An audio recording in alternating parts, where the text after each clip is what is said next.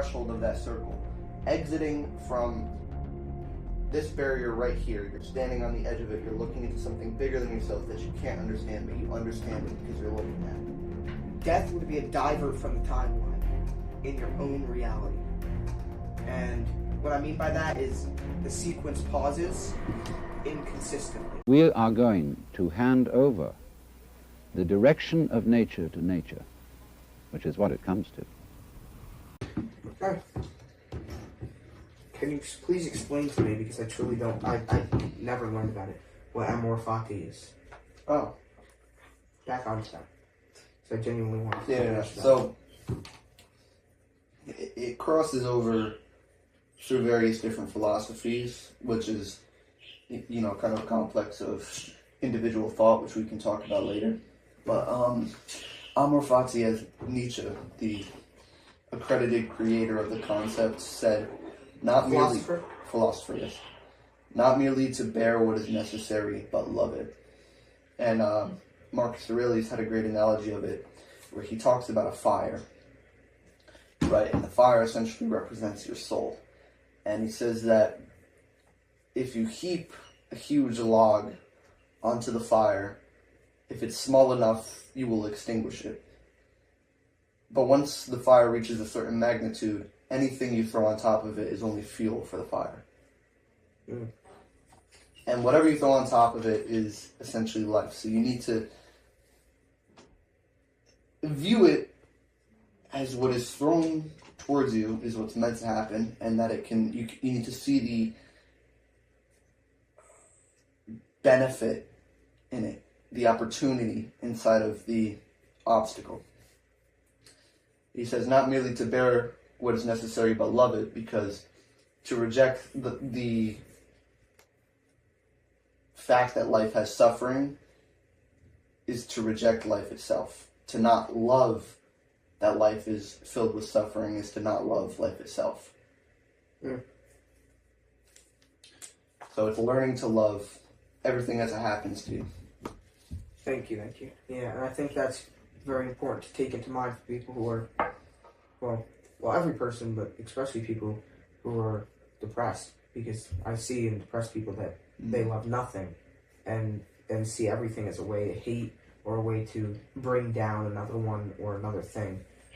But I like that rule, actually, because that does explain that anything that happens, you have to love it for it happening, almost. Mm-hmm. And if you can't love it for it happening, you can love the contrast that it applies to other things. Right. So you can't have beauty without ugliness. And I wasn't familiar with the philosopher, so I'll look it up later. Nietzsche? Yeah. Now, I do want to hear, since I have, genuinely, I want to hear from you, what do you think about the Army, like the United States Army, and the Army in different countries and whatnot? Because that's going to start to become a big topic, especially, when the election comes up. The Army. Well, the military in general. There was a point in time where I wanted to join the military. Right, many men do. Mm-hmm. Yeah, I was inspired a lot by David Goggins. I thought I was going to go and become a Navy SEAL because Goggins really saved my life, really changed everything for me. Mm-hmm. It was sort of a mimetic desire, though. I think I was more caught up in the idea of being this cool Navy SEAL guy rather than actually living that lifestyle. It wasn't for you. It wasn't for you? It wasn't for me. And but I have thought about going to war as something that I kind of, as psychopathic as it sounds, as something I want to experience. So in a way, you've been at war with yourself, if you know what I mean. I'm talking about physical combat on the battlefield. But mentally, that's a different topic. Where did that path divert? Where did that path divert? Was it in a physical war with yourself? I found, it was in a mental war. Or mental. Because through various philosophies, so through like Nietzsche and stuff like that, I struggled a lot with nihilism, and I eventually stumbled upon the concept of purpose. And I was taunted for a long time by this idea of purpose, of like, what's my purpose? And it took me a year or two to figure that out. Mm-hmm. hardest thinking I've ever done, trying to figure out what I'm meant to do with myself on this earth. And eventually I found it. And that changed my perspective on everything of what I wanted to do. And where did it like divert? Was it was a mental change fully? Or was it from going to the gym, consistency, or a little combo of both? No. So by the time I started thinking about purpose, I had already been going to the gym for like a year. Okay. Right, so I pretty much built a better physique than most of the people in school. Like, I wasn't insecure about the way I looked. Right, most men your age. Mm-hmm. I'd say your physique right now is better than 90% of men our age. And that's... 95. That's... You know, I haven't done any serious studies, but I do have one eye that works. So, it's sad, but it's true. And so, I think what the importance in joining the Army is for those lost people that don't know a purpose, right? Mm-hmm. And when you find that purpose, then maybe it's a little bit harder to join the Army, because then you're like, okay, who are you fighting for? And you start thinking intellectually about it. If I went to war... My purpose, now we can get into purpose, but my gift, essentially as a man, is my ability to write. I can write better than I can speak. I can convey my ideas greatly on paper. And if I went to war, part of why I would want to do that, why I've thought about joining the military, maybe for a time, is documenting it, observing things, the experience, the pain, the suffering, the heartbreak of going to war, writing it, chronicling it, and looking at it through a philosophical lens, seeing what I can observe, getting closer to suffering. I think is a thing that I want to really look into. It is very much the essence of life, as Buddha said. Life is dukkha, life is suffering. That's what makes it beautiful. And well, I think from a standpoint, if we're still on the Army topic, I want to say that a standpoint is that it's helped many people. Mm-hmm. It's also hurt many people, because, you know, you've seen how some veterans in certain departments get treated. Yeah. It looks to me kind of like if you hit it really big in the Army, it kind of sounds like a weird thing to say, but you'll never see Jocko Willink or David Goggins talk bad about the Navy SEALs. Right? Because they're the public. Of course, they're going to get treated well. They're the public. They're the public face of that. Of course, yes, but they're the public face of that. You can't have Jocko Willink going on to podcasts, getting millions of views, talking shit about the military, right? But then it wouldn't make any sense. It wouldn't make any sense. But then you have lower down people. Like I have family members who have been completely fucked over by the military. Right, and I think it's a big decision. I would never do it. But that's just me personally. No, it's too big of a commitment just for the sake of experience. Right. But I wouldn't.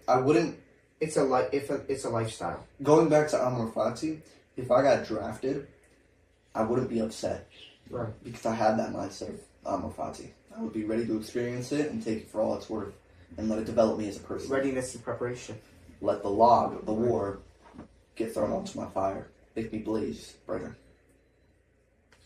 And do you think that is important? And how many people do you think have that mindset because Gen Z says they won't fight. There can't be a draft anymore. That they need to do away with the draft. People nowadays don't have that mindset, and a lot of that comes with nihilism. Typically, if you meet a religious or educated person, like if you go to East Asia and you talk to a Buddhist monk or a Taoist, or if you talk to someone who's studied Stoic philosophy, you'll definitely see this sort of resilience inside of them. But among the youth, if you look at the people that live around us who are vaping, who are doing drugs, committing crimes, they don't want to do anything. They don't want to do anything. Well, because religion, you know what religion helps with? If you believe in something that there's afterlife and you're serving a purpose in your life, and that could carry over. I don't know all of the religions, but I'm speaking for a religion here. Mm-hmm. If you believe in heaven and hell, and you believe that you've done right upon your choosing, and you get drafted, you will fight because you know that there's something after it, mm-hmm. and you're not dying for no reason. Yeah. And sometimes it's hard to know who you're fighting for when you have people shooting at former presidents of the United States. And we went from the most respected country to now we're a laughing stock. Rightfully so. Right. I mean, rightfully so, but it's a bigger issue than on the surface value. So take it as you Belief in something bigger is, I think, absolutely essential. Right. But if there's some things even with the Constitution now that's just not even followed. There's no freedom of speech. There's a time and a place. We just talked about this off camera.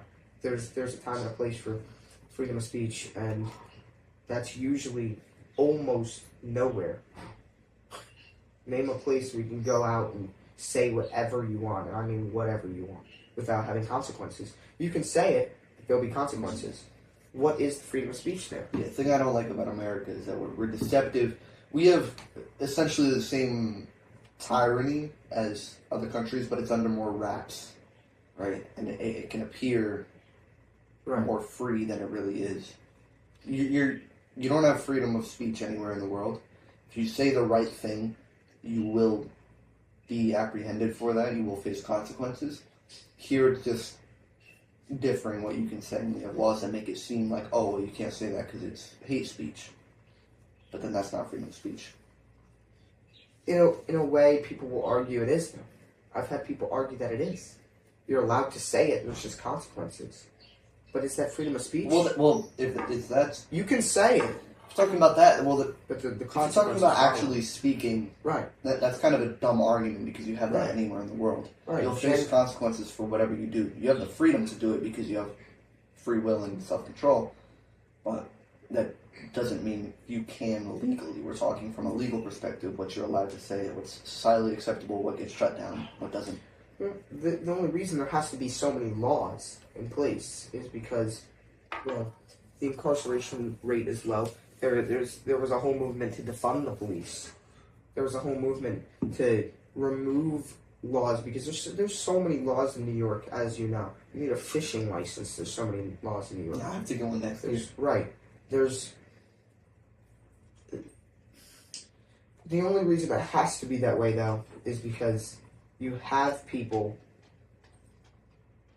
I don't know how to explain it because I'm not one of those people. I've never been one of those people who would go out and do a crime with no remorse. Even stealing is a sin. I would never. There's some people who have no remorse. They just go down to the local Hanfords. They just steal. Well, that comes back to what I was saying before. They don't have belief in anything. Right, and there's nothing. But in a way, there's nothing to take away from it. They give meaning to their lives through not having meaning in their lives. Because if you look at... There's one thing and one thing only that is a universal truth. I'm talking above whatever you believe God is. There's one overimposing universal truth, and that is that if you are alive, you will be something. You will find meaning somewhere.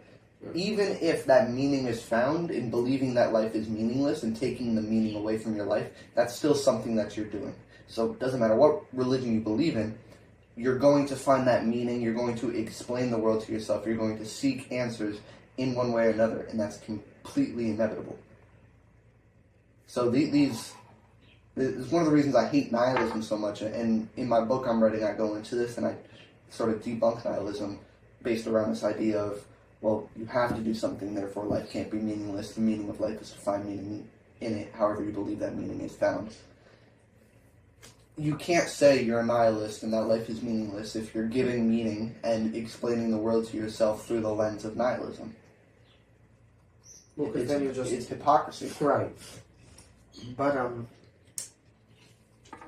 But it's only a disservice to yourself to believe that life is meaningless unless you do it in the correct way of believing that. You can't explain it. Because everyone takes things for surface value, and what I mean by that is they take it for what they say it is. Life is meaningless. Everyone takes that as life has no meaning. Mm-hmm. Meaning that I die right now and it doesn't have meaning. Then why don't they die right now? Because it does have meaning. But if you take it for That, surface, that's a hypocrisy. right? If you take it for surface You value, still have to care about something. hypocrisy doesn't exist if you take it just on the surface. Just life is meaningless. It's just the words. Mm-hmm. Yeah, unless you apply it to, I see what you're saying, unless you apply it to yourself. Right, that's all they take it as. Okay, life is meaningless. Okay. There's just not even going into question of why that is completely impossible, speaking from that person. Now, what if a suicidal person tells me, oh, but life is meaningless, and they try and hang themselves? Is life meaningless? Well, that's the meaning of your life. You're the guy who killed himself. Right. No. So it's never meaningless. Is it... There's no word to describe it that means no meaning or no matter. And I'm not speaking for matter, like what is a matter? I'm speaking for matter like being. Being. This is matter. Okay. So, if there's nothing there to begin with, then there's nothing to talk about. There's nothing to discuss upon. But you are here. You were born. Your life was existing. And when you were a kid, you didn't want to kill yourself. Now you want to kill yourself. What happened between when you were a kid, when you were 5-year-old? No 5-year-old wants to jump off of a building. I mean, it kind of depends, because really where that belief comes from is exposure and living in the world, developing your beliefs about something. The environment changes you. It depends. If you're 5 years old and you're being raped by your grandpa every day, I mean... Well, but you don't have that thought. You don't have that being. You don't have that... But if you're exposed to it, maybe, as an option. It's an option, but it's not there till you're older. And I think that's only because what you've bared as you've become older and you become more educated. So in a way, presents that option, but your environment changes you, very much so. Let's go into that. I mean, it is what I said it is. It's because the only reason it changes you is because you've been experienced to it and you've been through it, or you've seen it. It's your interpretation of your environment. Right. It changes you. It's not where you are, but who you are. It's almost impossible. Going back to Amor not Fati. adapt. Yeah, but you adapt based on your interpretation. So if you want to go back to Amor Fati, if you put me on a battlefield, I will take that experience and that suffering and that pain and that hardship as a chance to make myself a better person and to view it as one day I'm going to tell this story. I'm going to do the best I can do here. That's the way I'll view that situation. But if you put a nihilistic person or a suicidal person on a battlefield, well, they're going to view it much differently. Well, I found when I was anxious and lost, I viewed everything in sequential order. And what I mean by that, when I was put in a scenario, I viewed what would happen next. What was my next step to take? You know, almost like a series. So if I do this, then next, then next. But I didn't know the second step. So I knew the first step, and then after that, I had to make up a second step, a third step, a fourth step. Whereas now, if you leave a calendar for yourself, there's something to go back on. I know 7 steps ahead. I did it in sequential order where I knew 1 step ahead. So I would have anxiety, do something, and then I didn't even know the second step would make that anxiety worse. That decision made it worse. And so, for most people, maybe that is the problem, putting it in sequential order. Okay, you're on the battlefield, what happens next? You die. That's it. 1 step, you're dead. Don't even try, you're dead. Mm-hmm. Then what is... There's not even a point in thinking for another step. That's it, step 1, done. And it's the easy way out. It is. Sequential thinking is the easiest way out of scenarios. So you still think that way, or no? No. I think systematically. I think it's more natural for a human to think sequentially. No. It's never been. A human thinks sequentially when they're scared or they're in a fighting scenario where they're scared. Yeah, but isn't that sort of the default human condition? If you were to take a caveman, you think a caveman's thinking about how he's going to raise his family in 20 years? Yeah, I mean, because he... I guess it's... Well, I'm talking about nowadays. Yes, yeah. That was human design. But animals even think that way. They don't think about what's happening. Well, if you want to go back, remember when we had that talk on the railroad? This is a controversial opinion, right. But we talked about how you could never lie to a person who's suicidal. Right. Right. You can't lie to them and say, "Oh, everything's gonna be okay." don't worry, because they know. But you'll never see a depressed Muslim, for example. A depressed who's actually faithful to their religion. Right. Well, because that goes that well. Do you think that that's a religious thing? Because we that think goes against insequentially the because of all these things that we've added to life? No, I think we think I can't talk. We think sequentially because that is a default human characteristic. No, I said insequentially. Oh, insequentially. Well, that's just because we added this. Yeah, that's what I'm saying. Well, but do you think it's that evolution? Do you think that having all of this extra stuff is just a distraction of what actually matters? Because what actually matters, truly, if you take away everything, you take away, this idea of purpose is podcast. Truly what you need a place to sleep, you need food, and you need water. And if you just only focused on those things, you could survive. Right. It's about a lifestyle. Mm-hmm. And I just talked about this. Well, then the question is the point of life to survive or to live it? Make the most of it. Now? Back then it wasn't. That's why we thought sequentially and still do.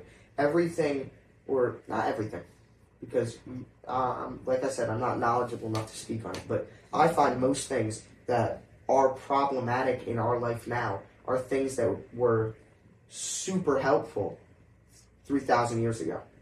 Like what? Give an example. Sequential thinking. You know what I mean? You can give another example to make it something more graspable for this conversation. Well, if we want to go into war, rage when you're scared, stuff like that.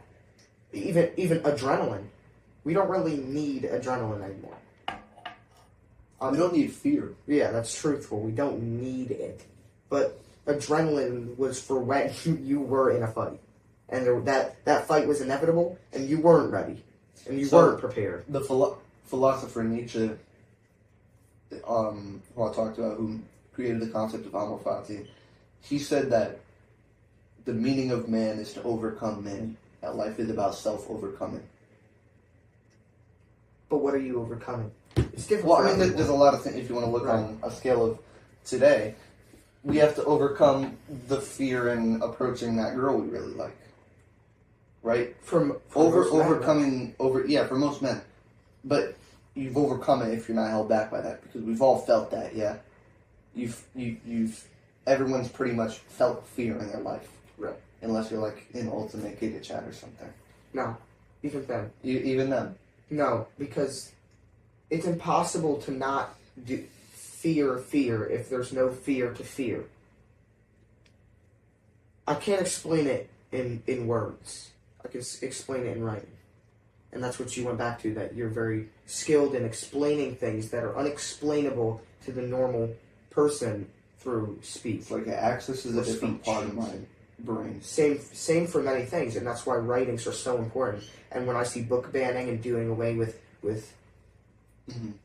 any form of writing, and seeing that kids nowadays don't even know how to read, and it's a challenge for me thinking in myself when I sit in English class and I see, and I'm thinking like, what is going on with these kids? I see they don't even know how to spell words in their mind, and when you read, it kind of flows. I don't know really if it's for like this for you, but when I read, like if I were to read Air National Guard, I don't have to think about reading it. I see it and just know what it says. And I can even do that in different languages that I know of. Like if I see something in Spanish, I know exactly what it means I just have to glance at it, I know what it means. Because I put it in my head, and I put the writing into words. Some things in writing can't be explained in a word. And so that's the nice part about writing. But that's also, you said language is a barrier, or speaking is a barrier. It can be. And it very much is so. Because you can't, there are some things you just need to write about. But you have to be imagine that grateful for those barriers, because imagine you had all the answers. Right, but imagine the disconnect. If I don't understand how we're in a point in time where we're in 10th grade. There's 16, 15, sometimes 17-year-olds who got held back in our grade that genuinely cannot read a page of a book. Extraordinary. Not a big word. Not a big word at all. Some people can't read that. I'm not making fun of that, but you've been in school, and does it make you stupid? No. But the unwillingness to even try, because there's no point in reading. There's no point. You don't have to read anymore, do you? No. You don't. You can get a minimum wage job and barely survive just enough on a nice little sliver of money that you can barely survive on, making that $17 an hour, $18 an hour. That you could just gotta squeeze through a high school and then you're done, right? That's what it is for most losers. Just squeeze through high school. Squeeze through life. Right. Barely making it. Just push the average a little bit higher and higher and higher. And that's so strange because then they don't know what to do when they encounter somebody who knows how to actually speak and articulate words correctly and have a flow of knowing how to read and knowing how to... Everybody slips up. Sometimes a word doesn't come to mind. Sometimes you can't remember a theory. Sometimes you can't remember... A lot of the times I find myself using words that I know their meaning within context, but I can't define them. Right. If I could explain to you what I was thinking right now, I would. I can't. Like, explain the word constitutes. Right. You know what it means to constitute something. But, right. Explain constitution. Because we learned it as that's a weird emotion. That's a weird rabbit hole to go down, though. Well, because we talked about this before. Explain the word "the." We explained this before. Isn't it crazy, though? It is crazy, but we've explained it before. We learn it as a context of emotions. Language, for me, is a context of my emotions. Or others' emotions. What emotion would "the" be? Because you can link an emotion to comparison. It could be, it depends the scenario. That's why I said it's a context. If I were to explain the cow, I'm telling you about something. No, but what it's about. Isolate the word "the" because The every word has an emotion attached to it. Well, the is a connecting word, and I would tell you that the connects two words. But what emotion? And explains a word. What emotion? Sorry, it's an unexplainable emotion, and we can't explain that emotion in words because it is a word. What do you think is an emotion? The word a feeling. What is a feeling? It's just we can't go down this rabbit one of those things that we don't know. But I can explain to you what it feels like, right? Because I just use the word "the." That's what it feels like. I can explain it to you, but I can't tell you what it is because there's no word to tell you what it is. But I can tell you through feeling. This is why language is limiting. Right. It's very confusing. But there's nothing you can really... This would go down an hour and a half episode, so let's not do that. But... we can talk about the nature of reality kind of being that form of secrecy, though. Of not knowing something and trying to figure it out. That's nice, if you look at... That's nice. Yeah, well, yeah, but if you look at circles... everything's a circle in many ways, more ways than one. Everything in life is a circle. I mean, we're chasing answers. The world is a sphere. We're chasing questions that lead to more questions that lead to more questions. Mm-hmm. It goes around in a circle. Mm-hmm. So what are we really chasing with these questions? Because we know if we can turn it on logically and recognize that we're chasing... You want to hear something crazy? I want to finish what I'm saying first. If we can turn it on consciously and we can recognize that we're just going in a circle chasing something that will never be found out, because it will never be found out. You're never going to answer a lot of these questions. What is it we're really chasing? Well, what I think is that we're chasing the sublime. The word sublime comes from on the threshold of. So if you think of things in terms of circles, on the threshold of that circle, exiting from this barrier right here, you're standing on the edge of it, you're looking into something bigger than yourself that you can't understand, but you understand it because you're looking at it. So when we're chasing these questions, for example, I like writing. I don't know why writing comes to me as such a gift, such a natural inclination, but it does. And when I'm in that flow of writing something, or when I'm in the gym and I'm in that flow, I'm entering a state of sublime, or as Marouche Bucky would call it, cosmic consciousness, where It's that flow. What I'm really chasing is that state where I feel like I'm standing on the edge of the circle and I stop running around for a minute. By answering these questions and having these crazy, insane ideas, I stand on the edge of the circle and I look into something that's bigger than myself. You want to hear something crazy now? Okay. Don't try and argue this point until I finish. Okay. You should just stand on the edge of the circle. Mm-hmm. You paused the sequence. Mm-hmm. The circle is a straight line, but it never ends. It's a sequence of events that never stop. I never thought of it like this before. This is kind of eye-opening. If there's a circle and there's a point, where are the points? We don't know. But it's still a point. And if there's more than 2 points, or more than 1 point, it's a sequence, point to point. It's a human nature that we don't know what comes to the next step, because you can never get out with a straight line. There's no divert from a straight line. There's a straight line curve? No. That's what death is. So if the straight line in the sequence is going from 1 to 1 to 1, is a straight line a circle? Yeah. A straight line's just a circle. Because what can a circle be stretched out to? An infinite long line. Mm. And I've never thought of it like that, and thank you for putting it down like this, because that like, I was like thinking, if it's point to point, and we think sequentially from, that's primitive thinking. I like that. No, because that's primitive. It's a sequence. We're going from point to point to point. That's a sequence. Need food. Need shelter. Need water. What's next? Food.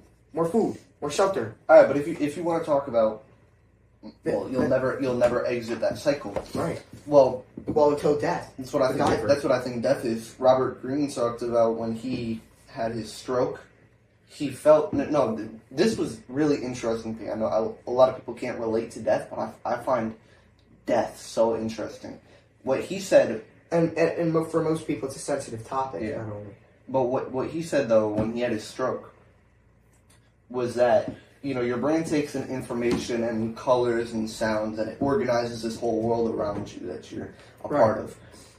He said that all of that crumpled, right? His perception, the organization of things crumpled, and he was seeing reality as it really was. Not what you organize it to be based on what you know, like you look at that and that's a tree. But most people don't understand that's not physically seen through your eyes. Everything's swirled around. It's so mental, it's crazy. And he saw things as they really came in and not how they were organized through his senses. Right. And I think that when we die, that's going to be the ultimate sublime, because he described that specifically as a sublime experience. Like he's experienced nothing like that ever before. It was amazing. It was like nothing he'd ever experienced. It was beautiful. Even though he was dying, he could have died. He said it was beautiful. I think that death represents when we pass from standing on the threshold of and looking into the sublime when we leave this world. Thoughts. Thoughts on leaving reality. Well, it's an eye-opening experience. See my eyes go like this. It's literally eye-opening because I have the answer to a lot of questions. Yeah, but the answer until it comes down to an unanswerable question. Yeah, that's why it's a circle. That's why it doesn't stop going. But let me explain what I believe. Assuming it's not all a government lie and the space-time is a real thing. I hope. Neil deGrasse Tyson. One day genuinely I hope to visit space. Oh, really? Genuinely, as somebody who's really interested in astronomy, I genuinely want to go to space. And if I die going, that would be my goal before I die, to go to space. Hopefully it'll happen. But assuming it's not all a lie and that all the theorems are right and our math happened to work out perfectly correct with the space and time,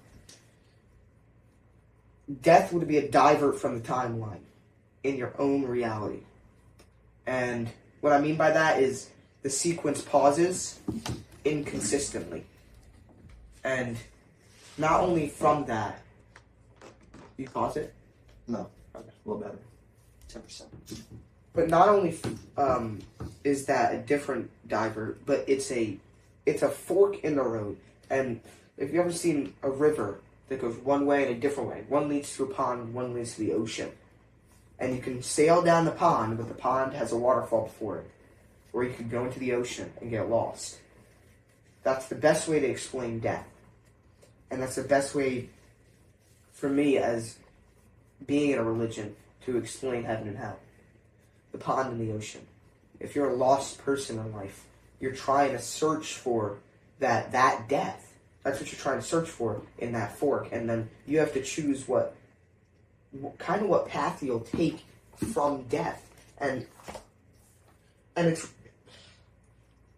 really interesting how nature explains death. You've seen a dead tree. Mm-hmm. It's still there.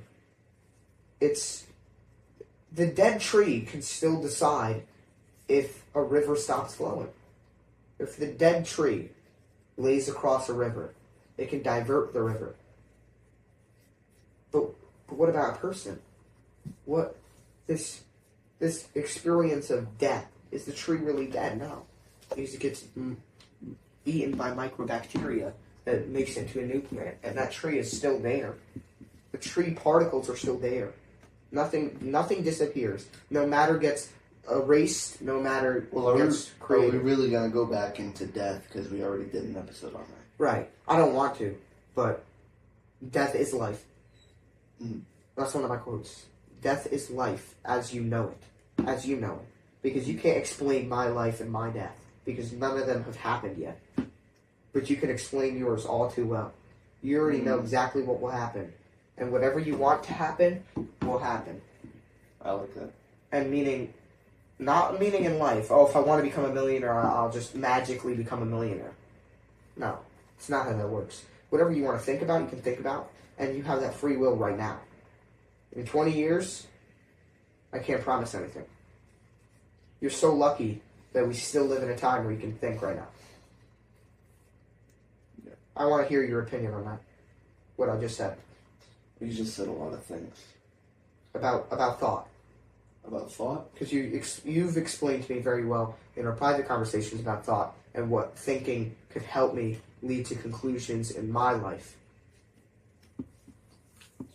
Well, when I think about thought, the only thing you can really think about is the futility of thinking. Right. I've had a lot of writings that I was going to publish, that I was going to have in my book. And what's essentially going into my book now is the futility of thought, which is this idea, because I had so many insights that I thought were mine, and then I would be reading a book a few months later, right? And my own idea would be explained to me. Yeah. Right. So what I was saying, it's so hard to achieve that individual. What I was saying about nihilism, I drew that conclusion a year or two ago.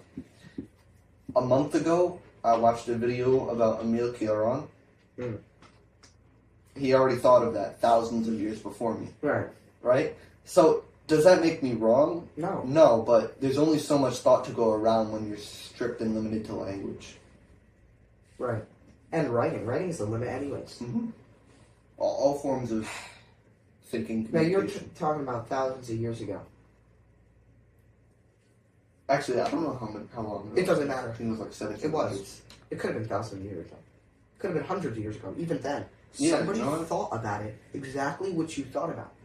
Your thoughts are only created via your understanding of other men's thoughts. You can only think about what you've been taught. You're never going to look at a tree and not see it as a tree. You will forever, for the rest of your life, look at a tree and be like, that's a tree. Just, you're not ever going to be able to negate that process in your mind.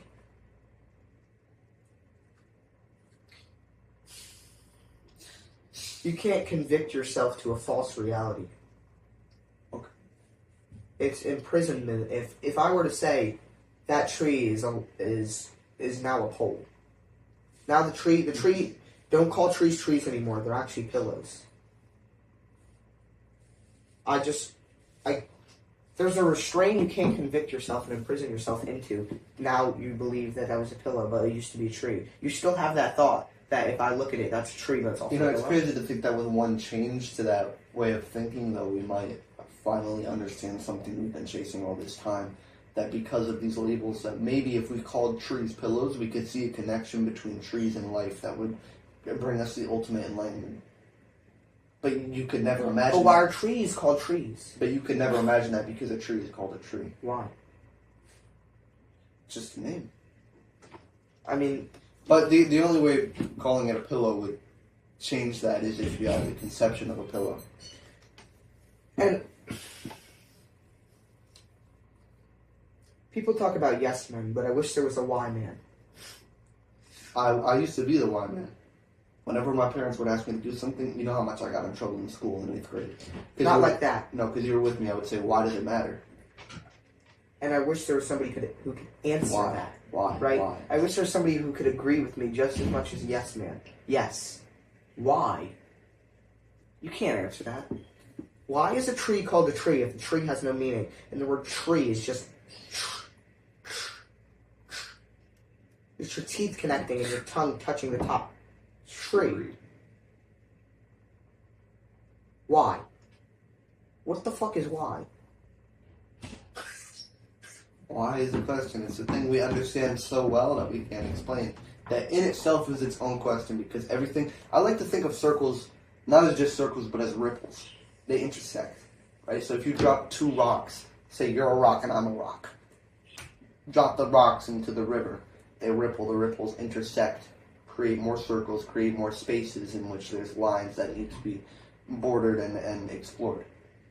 And then there's hundreds of rocks. And everything, we would never be having some of these insights like the one we just had about I'm going to be honest. lines and stuff if I had never met you, if our circles of ripples had never interconnected. The lines. Lines. Parallel lines. Parallel lines. Parallel lines. Parallel lines, but also the sublime, they're one and the same. Sublime is the circle. I'm going to be honest. This is the most eye-opening conversation I've had. I want to bring out eye-opening because I was just thinking in my own mind while you were speaking to me, thinking about, do your eyes have a limit to what you understand, or does your understanding have a limit to what your eyes can see? I would say the latter. You can't even. You can't. That ladder would collapse if you started to think about it deep. Because your eyes can only see what your brain interprets. Everything collapses when you think about it deep enough. Tree collapsed a minute ago when we thought about what a tree is. We went from a tree to the nature of reality. Reality distorted. We are in a very, very distorted reality. Very. You know what I thought was interesting? I was reading Ray Bradbury last night because I read it to go to bed. Have you read The Martian Chronicles? No. So you told me about this, though. In it, though, chapter was really interesting, and it really got me thinking about hallucination. Because the Earthmen go to Mars, and they're going up to the Martians and saying, we're from Earth, and they're like, all right, whatever. And they're like very dismissive of it, right? And nobody believes them, and they eventually go to this guy, Mr. Lee, and they're like, we're from Earth, and he's like, oh, congratulations, here's the key, go to that room. Mm-hmm. And they go in, and they're in an insane asylum, and they're with a bunch of other people, and they're talking to them, and there are these other Martians, and they're talking about, well, I'm from Earth, I'm from Jupiter, I'm from Venus. And when nighttime comes, the way the Martians communicated with the Earthmen was through telepathy. So when you're looking at a person who's insane, you see their hallucinations. So what the people thought was when they looked at the Earthmen, they looked at their hallucination, what that person thought they were seeing, because communication was going through telepathy. So that they couldn't believe that those people were actually from Earth. There was no way to tell. Right. They lived in this world where if you look at an insane person, you can see their insanity. I want to bring something up. probably one of the last topics I can bring up before we go down another rabbit hole. But I wanted to have a guest on that knew more than us because I love learning. I don't know about you. That's why I wanted to start this podcast. Right. Because I learned from these I conversations. love learning. I wanted to bring someone on to explain to us how your eyes are crazy functions. But I'd have to write it down for you to truly explain what I was about to say. But I'll say it as best I can into words. I wanted to have somebody on who could explain how your brain functions connecting to your eyes. Right? I'm sure somebody could try and explain. We don't understand the brain that well, though. We don't. And genuinely, whatever they say about your eyes functioning, what are your eyes made up of, it doesn't make any sense anyways. Doctors know nothing if it's all a distorted reality. Well, all we all know is the search for that reality, for the escape of that reality that binds us to these questions that toils us so much. Right. The failed question is the most known. That you can't. The questions you can't answer are the questions you should think about. But those are also the questions you should never think about. Because it's a time frame. And if you want to go to the line and sequential thinking, time was never thought about until it was needed. Why was time needed? Society.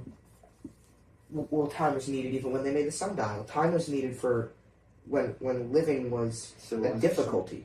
Civilization. Living is not difficult if we all work together. At all. You and me can live a pretty good life. Just with money.